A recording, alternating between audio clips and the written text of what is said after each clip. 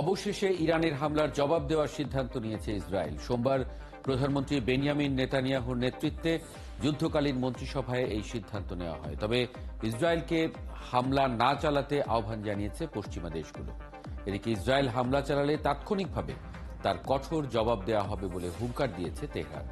মনিরুজ্জামান বাবুর প্রতিবেদন। ইরানের ক্ষেপণাস্ত্র এবং ড্রোন হামলার প্রতিক্রিয়া জানাতে ২৪ ঘন্টারও কম সময়ের মধ্যে সোমবার দ্বিতীয়বারের মতো যুদ্ধকালীন মন্ত্রিসভা তলব করেন নেতানিয়াহু।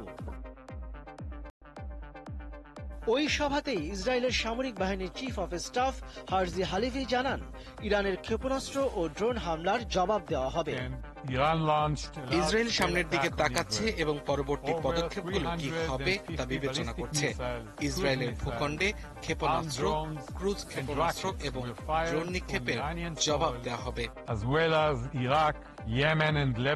এদিকে ইসরায়েলের উপর হামলার পর ইরানের বিরুদ্ধে জাতিসংঘের নিরাপত্তা পরিষদে নিষেধাজ্ঞা আরোপের আহ্বান জানিয়েছে জাতিসংঘে নিযুক্ত দেশটির রাষ্ট্রদূত গিলাদ এরদান।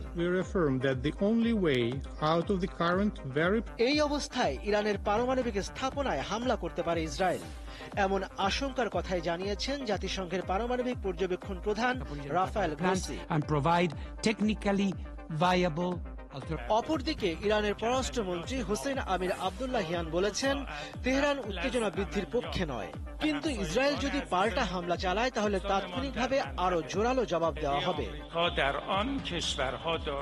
ইরাকের উপপ্রধানমন্ত্রী মোহাম্মদ আলী তামিমের সঙ্গে এক বৈঠকে মার্কিন পররাষ্ট্রমন্ত্রী অ্যান্থনি ব্লিংকেন বলেন, যুক্তরাষ্ট্র ইরানের সঙ্গে কোনো ধরনের শত্রুতা বাড়াতে চায় না, তবে তেহরান হামলা চালালে যুক্তরাষ্ট্র ইসরায়েলকে রক্ষা করা অব্যাহত রাখবে। আমরা উত্তেজনা চাই না, তবে আমরা ইসরায়েলের প্রতিরক্ষা এবং এই অঞ্চলে আমাদের কর্মীদের সুরক্ষার সমর্থন অব্যাহত রাখব। এদিকে ইরানে পাল্টা হামলা না চালাতে ইসরায়েলের প্রতি আহ্বান জানিয়েছেন ব্রিটিশ প্রধানমন্ত্রী ডেভিড ক্যামেরন ও ফরাসি প্রেসিডেন্ট ইমানুয়েল ম্যাক্রো। মনিরুজ্জামান বাবু, একাত্তর। আমরা জানতাম যে ইরান হামলা চালানোর পরবর্তীতে বিভিন্ন দেশগুলোর যে প্রতিক্রিয়া দেখছিলাম, সেই প্রতিক্রিয়ার পরে গণমাধ্যমে খবর আসছিল যে হয়তো ব্যাপারটা সাময়িকভাবে থেমে আছে, কিন্তু আমরা এখন আবার দেখছি যে উত্তেজনা দুপক্ষ থেকেই বাড়ছে। এ নিয়ে আজকে কথা বলবো। আমাদের সঙ্গে আছেন সাবেক পররাষ্ট্র প্রতিমন্ত্রী আবুল হাসান চৌধুরী এবং আন্তর্জাতিক সম্পর্ক বিশ্লেষক ডক্টর সাইদ ইফতেখার আহমেদ। আপনাদের স্বাগত জানাচ্ছি সংবাদ যুগে। ডক্টর সাইদ ইফতেখার আহমেদ, আমরা প্রাথমিকভাবে গতকাল পর্যন্ত বুঝছিলাম যে ব্যাপারটা বোধহয় এখানেই থেমে থাকার ব্যাপার আছে, কিন্তু আজকে আবার নতুন করে ২৪ ঘন্টার মধ্যে দুবার ইসরায়েলের যে যুদ্ধকালীন মন্ত্রিসভা তারা মিটিং করেছে এবং পরবর্তীতে সিদ্ধান্ত নিয়েছে। সেই সিদ্ধান্তের বিপরীতে আবার ইরানেরও একটা পাল্টা হুমকি সেখানে যুক্ত হয়েছে। সব মিলিয়ে আসলে কি দেখছেন? ধন্যবাদ। সব মিলিয়ে পরিস্থিতি অবশ্যই একটা উত্তেজনাকর অবস্থা তৈরি হয়েছে। এখন যেটা তৈরি হয়েছে, ইসরায়েলের উপর একটা প্রচন্ড চাপ তৈরি করেছে। ইসরায়েল প্রথমে যেটা মনে করেছে, ইসরায়েলের যদি আপনি রাজনৈতিক ইতিহাস দেখেন, ইসরায়েলের উপর কোনো হামলা হলে কিন্তু তারা ডিসপ্রপোর্শনেটলি কাউন্টার অ্যাটাক তারা করে থাকে। কিন্তু ইরানের ক্ষেত্রে ইসরায়েলের বিষয়টা অত্যন্ত কমপ্লিকেটেড হয়ে গেছে। অনেকগুলো ফ্যাক্টর এখানে কাজ করছে। যে পশ্চিমা বিশ্ব যারা ইসরায়েলকে মূলত সমর্থন দিয়ে থাকে, মার্কিন যুক্তরাষ্ট্র সব পশ্চিমা বিশ্ব, তারা কেউ চাচ্ছে না যে বিষয়টা আরো বাড়ুক, বিষয়টা এসকেলেট করুক। পাশাপাশি রাশিয়া, চীন সহ পুরো রাষ্ট্রই চাচ্ছে না সংঘাতটা আরো ছড়িয়ে পড়ুক। সুতরাং এই জায়গায় একটা প্রচন্ড কূটনৈতিক চাপে আছে। যে এই ধরনের কূটনৈতিক চাপ অগ্রাহ্য করে ইসরায়েল ইরানে হামলা চালাতে পারবে কিনা, এটা কিন্তু একটা বড় প্রশ্ন সেই জায়গাটিতে রয়েছে। দ্বিতীয় আরেকটি যে বিষয় রয়েছে সেটা হচ্ছে যে আপনার হামলা চালাবার পর তার কনসিকুয়েন্স কি হবে। হ্যাঁ, ইরান যদি সেটা কাউন্টার অ্যাটাক করে এবং সেই কনসিকুয়েন্স গুলো মোকাবেলা করার মতো তার ক্ষমতা আছে কিনা, বা ক্ষমতা থাকলেও তার যে আপনার ক্ষয়ক্ষতি ইসরায়েলের হবে সেগুলো আসলে মোকাবেলা করা, এবং সেগুলো মোকাবেলা করে ইসরায়েলের যে প্রধানমন্ত্রী বেঞ্জামিন নেতানিয়াহু তার যে রাজনৈতিক ভবিষ্যৎ, সেটা কিন্তু একটি প্রশ্ন সাপেক্ষ। সেই বিষয়গুলি রয়েছে। তৃতীয় যে বিষয়টা রয়েছে, ইসরায়েলকে কিন্তু অ্যাটাক করতে হলে আপনার কয়েকটা রাষ্ট্রের উপর দিয়ে তার মিসাইল এবং ড্রোনকে ইরানে পাঠাতে হবে। ফলে এই সমস্ত রাষ্ট্রগুলির সাথে ইসরায়েলের যে সম্পর্ক, তার যে অবনতির যে ব্যাপার সেটা যেমন রয়েছে, এবং সেগুলির সাথে যে মার্কিন যুক্তরাষ্ট্রের যে স্বার্থ সংশ্লিষ্ট যে বিষয় রয়েছে তারও কিন্তু একটা ব্যাপার রয়েছে। সুতরাং সমস্ত সমীকরণ মিলে ইসরায়েলের পক্ষে এই মুহূর্তে একটি সিদ্ধান্তে পৌঁছানো যে ইরানে আক্রমণ করবে, এটি কিন্তু অত্যন্ত দুরূহ। জি, আবুল হাসান চৌধুরী, আপনার বিশ্লেষণ কি, যে মাত্রায় আসলে বলছে সেভাবে ইরান হামলা করেছে কিনা সেটা নিয়েও? কারণ আমরা দেখছি যে ইরান একভাবে বলছে, আবার ইসরায়েল অন্যভাবে সেটার ব্যাখ্যা দিচ্ছে। ধন্যবাদ। খুব সম্ভবত ঈদের পরে কি আমরা প্রথম আলোচনা, আমি আপনাদেরকে সেটা বিলম্বে হলো আন্তরিক ঈদ মোবারক জানাচ্ছি। দেখেন, মার্কিন যুক্তরাষ্ট্র কিছুটা আমার মনে হয় খোলাখুলি ভাবে ইসরায়েলকে জানিয়ে দিয়েছে যে তারা এই এসকালেশনের পক্ষে আর নয়। এখন বেঞ্জামিন নেতানিয়াহু যতই পাগল হোক, সে তো হুট করে ক্ষমতায় আসে নাই, বেশ কিছুদিন ধরে সে ক্ষমতায় আছে। মার্কিন যুক্তরাষ্ট্রের একটা শক্ত অবস্থানের বাইরে যে সে কিছু করতে পারবে এটা আমি মনে করতে চাই না। দ্বিতীয় কথাটা যেটা হচ্ছে যে কিছুটা এই যে বলা হচ্ছে যে ইরান 300টা প্রজেক্টাইল ছুড়লো, কিন্তু এর মধ্যে মাত্র নেগলিজেবল 1% একটা অ্যাটাক হলো। এই প্রজেক্টাইলটা ছোড়ার পিছনে ইরানটা এটাকে যেটা যে শব্দ স্কোরিওগ্রাফ, তারা দেখাতে চেয়েছে যে ইরান আপনার ডিফেন্সলেস না। অর্থাৎ এই সম্পূর্ণ জিনিসটা ওয়ার্ল্ড রাজনীতির ডায়নামিক্সকে একটা আমূল পরিবর্তন করে দিয়েছে। একদিকে যেরকম জর্ডান এবং ইজিপ্ট ইসরায়েলের রকেট তারা নিধন করেছেন, পক্ষান্তরে ইসরায়েলের ইরানের প্রজেক্ট তারা ফেলে দিয়েছেন, পক্ষান্তরে ইসরায়েলের পক্ষে নিয়েছেন। সেই রকম ভাবে কিন্তু দেখেন ইরানের যে proxies, Yemen, Syria, Lebanon, Hezbollah, তারা একটা শক্তিশালী ভাবে এগিয়েছে। হ্যাঁ, ইসরায়েলের খুব চমৎকার ওয়েপনরি আছে, ওয়েপন সিস্টেম আছে, কিন্তু where is the strategic depth? ইরানের তুলনায় এর কোন স্ট্র্যাটেজিক ডেপথই তো আপনার ইসরায়েলের না। এখন আসছে কথাটা পারমাণবিক, এইটার ব্যাপারে কেউ কিছুই বলতে পারে না। কারণ কিছুদিন আগে একজন বিজ্ঞ মহিলা এই ব্যাপারে বই লিখেছেন, আমেরিকান প্রেসিডেন্টের হাতে থাকবে মাত্র 6 মিনিট, অনলি 6 মিনিটস। এই 6 মিনিটে তার চিন্তা করতে হবে সে পাল্টা জবাব দেবে কি দেবে না। কিন্তু আমার যেটা মনে হয় বুঝতে ইচ্ছা করে সেটা হচ্ছে, যেখানে এরকম কথাবার্তা চলছে সেইখানে এরকম বলে কয়ে আমার মনে হয় না আমরা ওই দিকে যাবো। That is the biggest danger. এখন একটা অচিন্তনীয় ব্যাপারের দিকে এগিয়ে যাবে যদি ইসরায়েল, যেটা বলা হচ্ছে অনেক গণমাধ্যমে, তারা ইরানের নিউক্লিয়ার ইনস্টলেশন গুলোকে তারা অ্যাটাক করবে। কিন্তু এটা কি ইরান বোঝে না? ইরান এই প্রথমবার they went in for an attack on Israel। তারা তো এই 70 বছরের মধ্যে তারা ডাইরেক্ট অ্যাটাক করে নাই। এখানে দেখেন আপনার ইংল্যান্ড, আমেরিকা যারা ইসরায়েলের পক্ষ নিয়েছে, আমার মনে হয় কিছুটা এই জন্যই নিয়েছে যে তারা ইসরায়েলকে রেস্ট্রেইন করতে চায়। আমাদের ভুললে চলবে না, এখন মার্কিন যুক্তরাষ্ট্রের সামনে একটা ইলেকশন। অলরেডি আপনার সৌদি আরব যাদের সাথে মার্কিনদের খুব খাতির, একটা কথা বুঝতে হবে যে আরব স্ট্রিট আজকে একটা অন্য জায়গায় আছে। সেই আরব স্ট্রিটকে কেউ অগ্রাহ্য করতে পারবে না, না সৌদি আরেবিয়া পারবে, না জর্ডান পারবে, না ইজিপ্ট পারবে।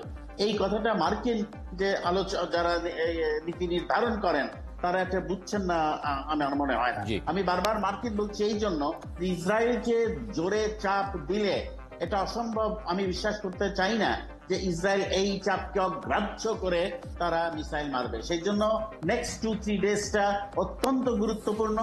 ইরান শুধুমাত্র সাহসিকতার সাথে না, খুব শান্তভাবে তারা কিন্তু এই আপনার নিউক্লিয়ার যে একটা আক্রমণ যেটা করেছে এটা এগিয়ে গেছে। এবং আমার নিজের ধারণা এই যে 300 ড্রোনের মধ্যে মাত্র 1%, এটাও ইরান চেয়েছে, তারা এটাকে এসকালেট করতে চায় নাই, but they wanted to respond. আপনার ইসরায়েল যে সিরিয়ার উপরে যে আক্রমণ করে ইরানের জেনারেলকে হত্যা করেছে, সেইটার একটা প্রতিবাদ যোগ্য উত্তর তারা দিবার চেষ্টা করছে। জি, ডক্টর সাঈদ ইফতেখার আহমেদ, ইসরায়েল যদি এখন হামলা করে, এবং যেটা বলা হচ্ছে যে গণমাধ্যমে আসছে যে তারা তাদের নিউক্লিয়ার প্রজেক্টগুলোতে হামলা করতে পারে ইসরায়েল। ইরান বলেছে যে যদি ইসরায়েলি কোনো হামলা আসে তাহলে সেটা কয়েক সেকেন্ডের মধ্যেই তারা জবাব দেবে। আসলে মানে পরিস্থিতিটা কি, যখন যদি ইসরায়েল হামলা করেই বসে তখন আসলে আরব বিশ্বের দেশগুলোর অবস্থান কি হবে, নাকি ইরান একাই লড়বে? এখানে যদি হামলা করেই বসে পুরো আরব বিশ্ব ইরানের পাশে সরাসরি দাঁড়াবে না, এটা হচ্ছে বাস্তব। আপনি যদি প্রশ্নের দুটো পয়েন্ট আমাকে দিতে হয়, ইতিমধ্যেই আপনি জানেন যে সৌদি আরব, ইউনাইটেড আরব এমিরেটস এবং জর্ডান তারা চাচ্ছে না ইরান মধ্যপ্রাচ্যে শক্তিশালী হয়ে উঠুক। এতে ঐতিহাসিক বিরোধ রয়েছে এবং এরা আপনার যে কাজ করছে সেটা হচ্ছে যে ইরানের বিপরীতে ইসরায়েল একটা শক্তিশালী অবস্থান থাকুক, মধ্যপ্রাচ্যে এই রাষ্ট্রগুলি কিন্তু একটা এই ধরনের একটা অবস্থান রয়েছে, সৌদি আরব এবং সংযুক্ত আরব আমিরাত। কিন্তু প্রশ্ন হচ্ছে যে এই জায়গাটিতে যে আপনার যদি ইসরায়েল অ্যাটাক করেই বসে তার যে ফলশ্রুতি, সে ফলশ্রুতিটা কি হবে। এবং ইরান কিন্তু ইতিমধ্যে একটি বার্তা দিয়েছে, ইরান তার 2000 বছরের ইতিহাসে কখনোই কিন্তু কোনো রাষ্ট্রকে আগে আক্রমণ করেনি, এবং এটাও কিন্তু এক অর্থে আগে আক্রমণ নয়। কারণ আপনারা দেখেছি যে বেশ অনেকগুলি বছর, গত অনেক বছর ধরে ইরানের বিভিন্ন স্থাপনা বা বিভিন্ন ব্যক্তির উপর কিন্তু ইসরায়েল ক্রমাগত হামলা চালিয়ে যাচ্ছে। এবং ইরান একটি বার্তা দিয়েছে একটি প্রতীকী হামলার মধ্যে দিয়ে যে ইসরায়েলের ভূখণ্ডে ইরান হামলা চালাতে সক্ষম। এটি কিন্তু খুব মারাত্মক একটি বার্তা। এবং এই যে আপনার প্রজেক্টাইলস গুলো নিক্ষেপ করা হলো, ব্যালিস্টিক এবং ক্রুজ মিসাইল এবং যে ড্রোনগুলো, এগুলো কিন্তু ইসরায়েলকে ভূপাতিত করবার জন্য মার্কিন যুক্তরাষ্ট্র, ফ্রান্স, ব্রিটেন এবং জর্ডানের সহায়তা নিতে হয়েছে। এককভাবে কিন্তু ইসরায়েলের পক্ষে সম্ভব হয়নি এগুলোকে ভূপাতিত করবার। সুতরাং এখন কিন্তু এই জায়গাটিতে মার্কিন যুক্তরাষ্ট্র সহ পুরো পশ্চিমা বিশ্ব কিন্তু একটা জায়গায় একমত, তারা এটাকে এসকেলেট করতে দিতে চায় না। বা এসকেলেট করলে তাদের রাজনৈতিক এবং বিশেষত বাণিজ্যিক স্বার্থে ক্ষতিগ্রস্ত হবে। বিশেষত যে হরমুজ প্রণালী, সেই হরমুজ প্রণালী বন্ধ করে ক্ষমতা ইরানের রয়েছে, যেটির মাধ্যমে বিশ্বের প্রায় 50% বাণিজ্য হয়। এবং যে কথাগুলো উঠে এসছে অলরেডি, মার্কিন যুক্তরাষ্ট্র নির্বাচন নানাবিধ বিষয় রয়েছে। মার্কিন যুক্তরাষ্ট্র কোনো অবস্থাতেই নিজেকে আরেকটি যুদ্ধে জড়াতে চায় না, কারণ তাদের সাম্প্রতিক সময় ইরাক এবং আফগানিস্তানের অত্যন্ত বাজে অভিজ্ঞতা হয়েছে এবং পুরো মধ্যপ্রাচ্যে নানা বিষয়ে মার্কিন পররাষ্ট্রনীতি কিন্তু ব্যর্থতার সম্মুখীন হয়েছে, ইরাকে, আফগানিস্তানে, লিবিয়াতে, সিরিয়াতে। সুতরাং বর্তমান প্রশাসন আরেকটি ব্যর্থতার দিকে মার্কিন পররাষ্ট্রনীতিকে ঠেলে দিতে কোনো অবস্থাতেই চাচ্ছে না। এবং মার্কিন যে অর্থনীতি, এটা কিন্তু নানাভাবে আপনার সংকটগ্রস্ত এবং মার্কিন জনগণ কিন্তু আরেকটি যুদ্ধে দেশকে জড়াতে দিতে চাচ্ছে। এই ক্ষেত্রে পুরো রিস্কটা কিন্তু ইসরায়েলকে এককভাবে নিতে হবে। সুতরাং ইরান এবং তার যে প্রক্সি, হিজবুল্লাহ, হুতি, ইরাকে ইসলামিক রেজিস্ট্যান্স মুভমেন্ট এবং to some extent Syrian government, এগুলোর চাপ ইসরায়েল মোকাবেলা করতে পারবে কিনা, এবং মোকাবেলা এটা কিন্তু একটা প্রশ্ন। তো সেই মোকাবেলা করে ইসরায়েল মুখে যতটাই বলুক, এটা কিন্তু সাইবার র্যাটলিং বল ইংরেজিতে, যেটা আমরা বলে যাচ্ছি যে আমরা এটা করবো সেটা করবো, কিন্তু বাস্তবে ইসরায়েল করবে কিনা সেটা কিন্তু একটি প্রশ্নবোধক। না, এই যুদ্ধের পেছনে যদি এই যে গোষ্ঠীগুলোর কথা বললেন, হুতি আছে, হিজবুল্লাহ আছে, ইরাকে আছে, জি, মানে তাদেরকেও যদি ধ্বংস করার স্ট্র্যাটেজি হয়, সেক্ষেত্রে যুদ্ধ ছড়িয়ে পড়ার আশঙ্কা আছে কিনা? প্রথম কথা হচ্ছে এই ধরনের গ্রুপগুলিকে ধ্বংস করা যায়। যদি ধ্বংস করা যেত তাহলে ওয়ার অন টেররের মাধ্যমে কিন্তু অনেকগুলি গোষ্ঠীকে তারা ধ্বংস করতে পারত। হিজবুল্লাহ আজকে 2006 সালে যখন ইসরায়েল লেবানন আক্রমণ করে, সেই ধরনের হিজবুল্লাহ শক্তি কিন্তু বহুগুণ বৃদ্ধি পেয়েছে। হ্যাঁ, এবং তাদের যে সামরিক ক্ষমতা কিন্তু অসম্ভব রকম বৃদ্ধি পেয়েছে। আপনি একটা জিনিস খেয়াল করুন, সে লেবাননে যখন 2006 সালে ইসরায়েল আক্রমণ করলো, সেই আক্রমণেই ইসরায়েল বোধহয় 150 বা 164 জন সৈন্য তাদের নিহত। আজকে গাজাতে 6 মাস ধরে গাজার মতো একটি ছোট্ট জায়গায় কিন্তু ইসরায়েল নিয়ন্ত্রণ আনতে পারছেন, এবং গাজাতে তাদের 2060 জন সৈন্য নিহত এবং 1,500 উপর সৈন্য আহত হচ্ছে। এই জায়গাটি ইসরায়েল একসময় যেটাকে মনে করা হতো যে অত্যন্ত পাওয়ারফুল একটা এন্টিটি, আজ কিন্তু গাজার সাথে যে সংকটটা চলছে সেটাতে কিন্তু ইসরায়েলের সামরিক শক্তি কিন্তু আজকে একটা প্রশ্নের মুখে দাঁড়িয়েছে। সুতরাং আজকে ইরানের সাথে যদি একটা বড় যুদ্ধ জড়িয়ে পড়ে এবং সেখানে হেজবুল্লাহ সহ অন্যান্য ফোর্স ইনভলভ হয়, এটা ইসরায়েলের নিরাপত্তার জন্য কিন্তু একটা মারাত্মক হুমকি।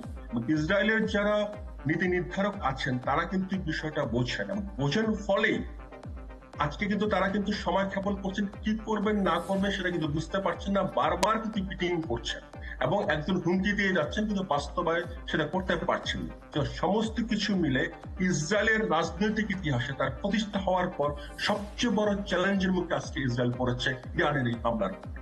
জি, আবুল হাসান চৌধুরী, একটা তো ইরানের এই যে প্রথমবার তারা এইভাবে রিয়াক্ট করেছে এবং এটা ইরান খুব বুঝে সুঝেই করেছে যে তারা হয়তো প্রতিরক্ষা ডিফেন্সটাকে ভেদ করতে পারবে না, হয়তো অল্প সামান্য পাবে। কিন্তু এখানে অনেক কিছু তো আমাদের চিন্তায় আনতে হবে। চীন রাশিয়া একটা অবস্থান নিয়েছে, তারপরে যে তেল স্ট্রেটস অফ হরমুজ দিয়ে পার হবে সেটার কথা চিন্তা করেন। এটা একটা অসাধারণ অচিন্তনীয় আপনার পৃথিবীর অর্থনীতির উপরে একটা বেসামাল অবস্থা সৃষ্টি করতে পারে। এগুলো যারা ইসরায়েলের পক্ষে চিরদিন ধরে আছেন, যেমন মার্কিন যুক্তরাষ্ট্র, ইংল্যান্ড, ফ্রান্স, আমার মনে হয় এইসব ব্যাপারেও তারা চিন্তা ভাবনা করবেন। আরেকটা, ইসরায়েলের ভিতরের আভ্যন্তরীণ যে রাজনীতি সেইটাও কিন্তু ঝামেলা মুক্ত নয়। তাকে উস্কাচ্ছেন তাদের অপোজিশন, কিন্তু তারা তো চাচ্ছেন যে বেঞ্জামিন নেতানিয়াহু জানে যায়, because he is very unpopular. সে সাংঘাতিক ভাবে আনপপুলার ইসরায়েলে বিভিন্ন কারণে। সেই জন্য এই সমস্ত কিছু সামনে নিয়ে আমার মনে হয় মার্কিন যুক্তরাষ্ট্র, ইংল্যান্ড, ফ্রান্স এদের একটা বিশাল চাপ থাকবে যেন এই যুদ্ধটা আরো এগিয়ে না যায়। তবে ব্যাপার হচ্ছে কি যে there is a war cabinet Israel, তাদের মধ্যে অনেক হকস আছে, তারা যে কি কখন হঠাৎ চিন্তা করবে এটা বলা মুশকিল। But I have absolute confidence যে ইরান এইসব জিনিসগুলা তারা নজরে রেখেছে, তারাও এই ব্যাপারে প্রিপেয়ার্ড। তারা একটা হঠাৎ করে কিছু করে ফেলার মতো দেশ নয়, খুব ম্যাচিওর তাদের রিয়াকশন, এ বিষয়ে কোনো সন্দেহ নেই। কিন্তু ধনী দেশগুলোর যে G7 সেখানে তেহরানের উপরে নিষেধাজ্ঞা দিতে পারে বলে ঋষি সুনাক বলেছেন, যে তারা মিটিংয়ে তারা এরকম সিদ্ধান্ত নিয়েছেন। ইমানুয়েল ম্যাক্রো ইসরায়েলের পাশে থাকার আহ্বান জানিয়েছেন শক্তভাবে, এবং ইরান যে অ্যাটাক করেছে সেই অ্যাটাকে তো এই দেশগুলো সহায়তা করেছেই ইসরায়েলকে, সেই অ্যাটাক থেকে ইসরায়েলকে রক্ষা করার জন্য। দেখেন এই যে আপনার নিষেধাজ্ঞা, এগুলো তো আমরা দেখেছি প্রত্যেকটা দেশে নিজেদের কিছু স্বার্থ থাকে, এবং নিষেধাজ্ঞা হবার পরেই প্রথম চিন্তা এটা হয় না যে নিষেধাজ্ঞাকে আমরা কিভাবে মেনে নেব, বরঞ্চ চিন্তা এটা হয় যে নিষেধাজ্ঞা থাকলেও ওইটাকে এড়িয়ে আমরা কিভাবে আমাদের স্বার্থ রক্ষা করব। এটা সবাই জানেন। আমরা জানি যে স্যাংশনের পর তারা কিভাবে বহু দেশ আপনার নিষেধাজ্ঞাকে অগ্রাহ্য করেছে, এবং সেইভাবে নিষেধাজ্ঞা in the long term is not a solution, is not খুব বেশি দূর এগোতে পারবেন। এটা ইরানও বোঝে, মার্কিন যুক্তরাষ্ট্রও বোঝে। জি, ডক্টর সাইদ ইফতেখার আহমেদ, ইরানের পাশে আসলে কারা আছে? আমরা যেমন চায়নাকে বলতে শুনছি যে তারা আসলে যুদ্ধ চায় না, শান্তি একটা, কিন্তু তারপরেও জাতিসংঘে তাদের তৎপরতা আছে ইরানের পক্ষে।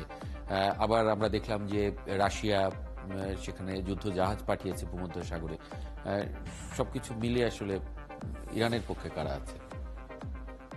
এই প্রশ্নের উত্তর আগে আমি একটা বিষয় যোগ করতে চাই যে পররাষ্ট্রমন্ত্রী আবুল হাসান চৌধুরী যেটা বলছেন তার সাথে, যে নিষেধাজ্ঞা ইরানের উপর কিন্তু অলরেডি অনেক নিষেধাজ্ঞা পশ্চিমের মার্কিন যুক্তরাষ্ট্রের, নিষেধাজ্ঞা দেওয়ার স্কোপও কিন্তু খুব একটা বেশি ওদের সামনে খোলা নেই। এবং নিষেধাজ্ঞার মধ্যে দিয়ে আপনার এই পর্যন্ত সারা পৃথিবীর কোনো সরকারও পরিবর্তন হয়নি, কোনো রেজিম চেঞ্জ করা যায়নি, বা কোনো কিছুই তেমন ভাবে করা যায় সেটা একটা অনেকটা। সুতরাং নিষেধাজ্ঞা দিয়ে ইরানকে আসলে কাবু করার কিছু নেই বা কিছু করা যাবেও না। ইরানের যে অর্থনীতি ইসলামিক বিপ্লবের পর থেকে সেটা আপনি মূলত আস্তে আস্তে ইরান, রাশিয়া, চীন এই বেল্টের কেন্দ্রে কিন্তু অর্থনীতিকে তারা গড়ে তুলেছে। সুতরাং নিষেধাজ্ঞার যদি আরো কিছু কয়েকটা নিষেধাজ্ঞা অ্যাড করা হয়, বিশেষ করে ইসরায়েল যেটা বলছে যে তাদের পারমাণবিক কর্মসূচি কেন্দ্রে কিছু নিষেধাজ্ঞা এখানে যুক্ত করার জন্য, সেগুলো কিন্তু ইরানের উপর তেমন একটা বড় দাগে প্রভাব ফেলবে না। আর আপনি যে প্রশ্নটি করেছেন যে ইরানের সাথে মূলত রয়েছে রাশিয়া এবং চীন, এই দুটি হচ্ছে মূলত রাষ্ট্র, এবং মধ্যপ্রাচ্যে রয়েছে সিরিয়া, লেবাননে হেজবুল্লাহ এবং আপনার ইয়েমেনে হুতি। এরাই হচ্ছে ইরানের মূল আপনার সমর্থনকারী এখানে। তবে একটা বিষয় হচ্ছে যে রাশিয়া এবং চীন পশ্চিমা রাষ্ট্রের মতো তারাও চাচ্ছে না যে এখানে বিষয়টা এসকেলেট হবে। সুতরাং সমস্ত পক্ষই কিন্তু এখানে চাচ্ছে যে বিষয়টা আসলে তৃতীয় আসো, বিষয়টা শান্ত হয়ে যাক। এটাই হচ্ছে আজকে বেনজামিন নেতানিয়াহু এবং তার ওয়ার্ক ক্যাবিনেটের উপর সবচেয়ে বড় প্রেশার ক্রিয়েট করেছে, যে তারা হচ্ছে যে আপনার যেটাকে বলে ডাবল এজ সোর্ড, অর্থাৎ শাকের করাতে পড়েছে। অর্থাৎ অ্যাটাক যদি তারা ইরানে করে সেটা তাদের জন্য ভয়াবহ বিপদ ডেকে আনবে, আবার অ্যাটাক যদি নাও করে তাদের ক্ষমতা রক্ষার জন্য একটা বড় চ্যালেঞ্জ তৈরি হবে। অভ্যন্তরীণ রাজনীতির যে নানান দ্বন্দ্ব চলছে সেখান থেকে শুধুমাত্র যে বেনজামিন নেতানিয়াহু বিরোধী পক্ষ তাদের থেকেই নয়, যারা বেনজামিন নেতানিয়াহুকে সমর্থন করে সেই উগ্র দক্ষিণপন্থী গোষ্ঠী, তাদের একটা প্রবল চাপের মুখে বেনজামিন নেতানিয়াহু এবং তার সরকার করবে। এখান থেকে ওনারা কিভাবে বের হবে সেটা তারা এখনো বুঝে উঠতে পারছেন না বলেই আমাদের কাছে মনে হচ্ছে। জি, আবুল হাসান চৌধুরী, যদি ইসরায়েলের যে অভ্যন্তরীণ চাপ এবং তাদের যে অহমিকা সেটা রক্ষা করার স্বার্থেও যদি হামলা চালাতে হয়, তাহলে মানে কি দেখেন এখন পর্যন্ত?